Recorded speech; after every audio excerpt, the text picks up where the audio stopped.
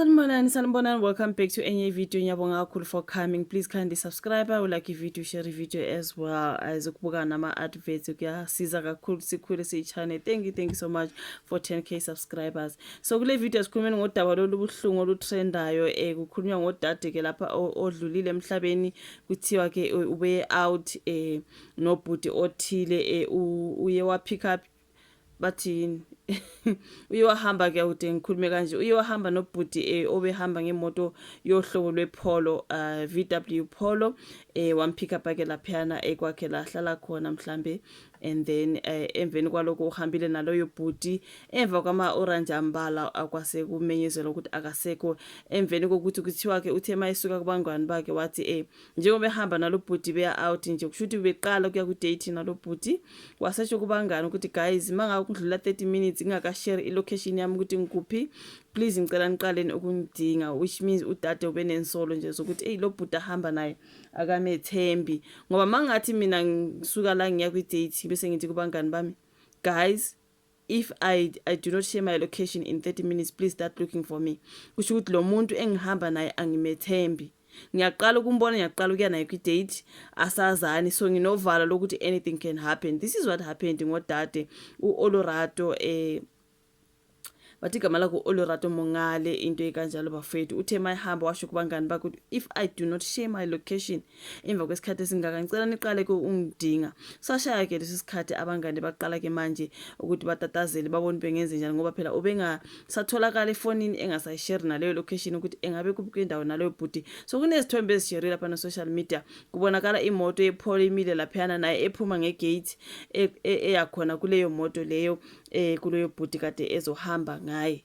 So udade ke kuthi utholakale esedanjwe kuphi esengoshonile emva kwama ura ke zangeke kuphele mhlawumbe usuku olodwa cha usho ukuthi nje loyo bhuti nje ubevele nje ngase ukuthi mhlambe u-interested kudade ubevele ufuna ukwenza lento yakhe nje wampick up ke bahamba bonke wangasatholakala efonini kuthiwa ke bathe mabelonda ke ifoni bayoyithola ndawo thizeni nebag yakhe, which means ubengekho interested kulezo zinto ubhuti wePolo ube interested nje kumphefumulo kadade lo afike wawuthatha ke wasemthatha eyomdampa ndawo thizeni. Ngiyasibona nje isithombe somuntu odanjwe lapha nje iso sad into engiyibona ebafethu kunzima bafethu ngibona ke abantu besimame lapha bexwayisana ukuthi bafethu asike nama date nabantu singabazi like ukwazi ukuye date nomuntu nje stranger abuyaza ukuthatha ngemoto nihambe awazi kuyiwapi uyongena kusendlini kusehotela kuphi nje uhamba nestranger nje niya kwi date awumazi leyo muntu lokho kuthanda kuba ingozi kakhulu bafethu asibeni careful la ngaphandle.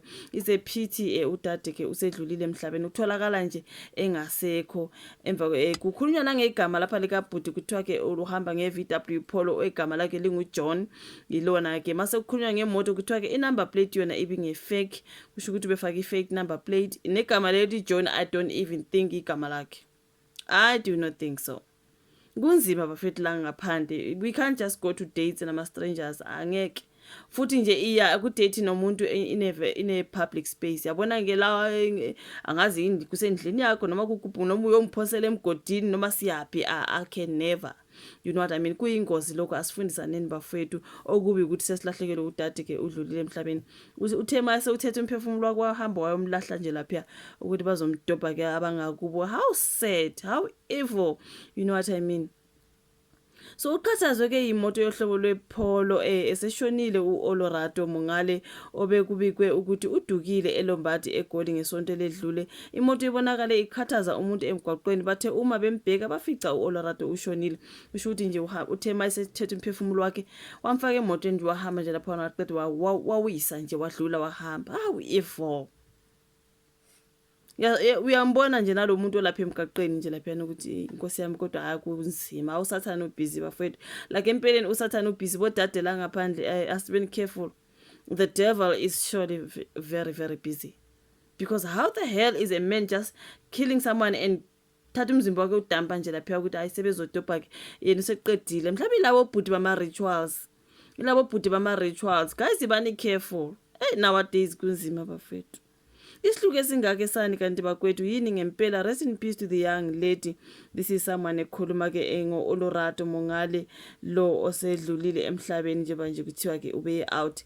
So manje into ke engimangazayo, let us see ukuthi bathi ube ubani. Olorato was a 30-year-old student who did everything that was as women are told to do to keep safe. Her location was on. She told her friends ukuthi she was going, and she still ended up dead. It wasn't because she went out with a man who drives. Even if she had chosen the opposite of that, a careless person of someone or approached her physically, it would have still depended on that man's intentions with her life. So this is someone uthi ayibo akusenandaba ukuthi bethethwe imoto noma yini, umbulali mevele kudinga noma ehamba ngeenyawo, yonke leyo nto bafethu mevele ekudinga nje ngoba uzokubulala. That someone saying Ukhona, I'm a South African man and I'm ashamed of being one. What happened to Olorato is horrible and sickening, and the sad part is that when that scumbag gets caught, you and Olorato's tax monies will look after the prison. He will have access to education and all that. Uthi lezi maseziboshiwe emajele zibana access to izinto eziningi. This is the person.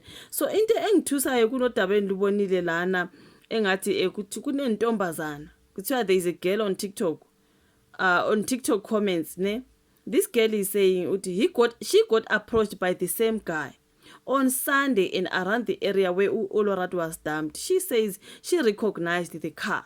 So lo sisi naye uyo approachwa ile moto efana nale edampe uOlorato. Manje usekhona kuma comments lo sisi uthi nginovalo nyesaba bafethu because lo muntu lo nami wakwangi approacha wakhuluma nami esemotweni ngathi akaphume emotweni wala wangibizela inamba yakhe uthi wayibiza inamba esemotweni wambizele ukuthi inamba yami ile. So lo sisi ukhona kuma comments yakhuluma ukuthi bafethu sengisesaba uma ngiqeda kubona lento ngoba le moto le ngiyayazi lo muntu ukwabe ngilandelela engifuna. There is a serial killer out there bafethu. Ake nibhekeni nje bafethu, uyabona mawubona imoto epholo nje isonde tusek sebengashintsha nemoto nje bahambe ngenye. Any stranger nje ozokubiza athi I'm interested in you, abana nyenye, just do not buy it. Baneswithanga mangabe bewufuna umphefumulo wakho bafethu, just do not buy it. Le ntombazana ithe yona ushuthi bese communicate nalo kade communicate naye uthi this guy approached me at Bramley yazi, and what did he say? Uyambuza lo munye ukuthi what did he say exactly to you? Uthi yazi, I'm getting scared. He said, can I have your number? I was like, come out of the car. He didn't want to come out of the car, and then I shouted my number. And then he asked the same day ukuthi can we go on a date for the weekend? Lo wathi yo, do you remember his face? Love ungongasiza when it comes to this particular investigation. Bese bekhuluma nalo dade othi uyayazi le moto na yam approach. Uthi yazi, I'm getting scared. He said, can I have your number? And then I was like, come out of the car, and he didn't want to come out of the car. Then he asked the same day ukuthi can we go on a date for the weekend? So bambuthi, do you remember this guy's face? And that what you know that he wants to go on a weekend date. I can show you the text. Are you the friend? Uthi yes, and number the car was a Polo with tinted windows. I felt like he followed me.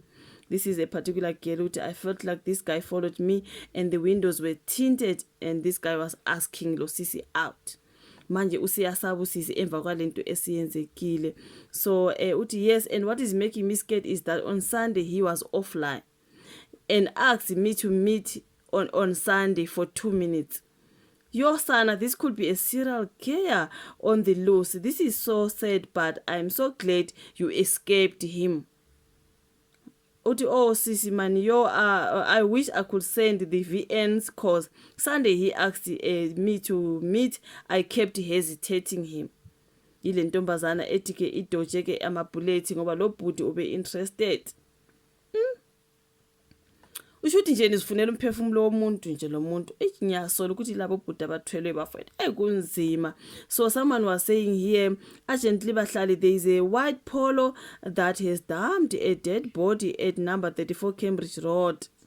Base befaka ne-address ukuthi utholakala lapho usisi lapho edantshiwe. Ebeshilo kubangani bakuthi if I do not send my location ngesikhathi esingaka ningidingeni. Yazi kunalento engizwisa ubuhlungu ngoba i-gut feeling yakhe beyishilo yona. I-gut feeling yakhe beyimtshelile ukuthi be careful ne. waseyayiziba. I think uye wayiziba, mina ngizosho njalo. Sometimes kuya kuthiwe listen to your gut feeling. Ungazwe into ungathi awukhushosho ngayo, that's your gut feeling, that's an alert. Just yeka, musukuyenza lento ofuna ukuyenza or whatever. Yi-gut feeling leyo ke bafowethu. For the fact ukuthi uthe if I do not send you my location, guys, ngicela niqala ukungidinga, ube sazi ukuthi this is a stranger engizophuma naso ngiye kwi-date. Anything happens, guys, ngicela ningidingene. Uyayibona lento ukuthi vele ube nezinsolo from the beginning ezohamba nalo bhuti. Anti yamuzwa lo dad osefakazi ukuthi nami le moto yang-approacha lo bhuti wangicela inamba wathi can we go on a date, and ngeSunday ifoni yakhe yayi-off. Ufuna ukuya kimi uthi can we meet for 2 minutes, into eyikanjalo. So lo bhuti lo uyahamba around udinga imphefumulo yabantu. Kunzima ngaphandle, you guys. U-Olorato usedlulile emhlabeni, uthe mase uthethe umphefumulo emva kwama-hour, hayi ukuthi uye wanyamalala usuku lonke. Uyayibona into enjalo. So ngumuntu oyazi into ayifunayo, mhlawumbe ungenela endlini ethile or ehotel ethile, waphuma naye vele seshonile, wahamba lapha emgaqweni, wawisa nje umzimba womuntu, wahamba useyitholile yena into ayifunayo. This is so satanic, man. It is so satanic. Like, I do not know.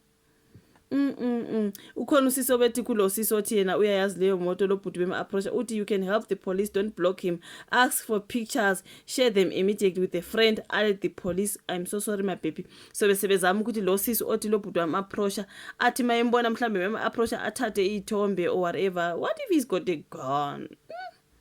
Uthi usathi umthatha isithombe uthini? I do not know, because nama-profile picture bavele bafaka okungewona. Igama lelithi John, I'm not buying. The number plate is fake. Obviously the name is fake.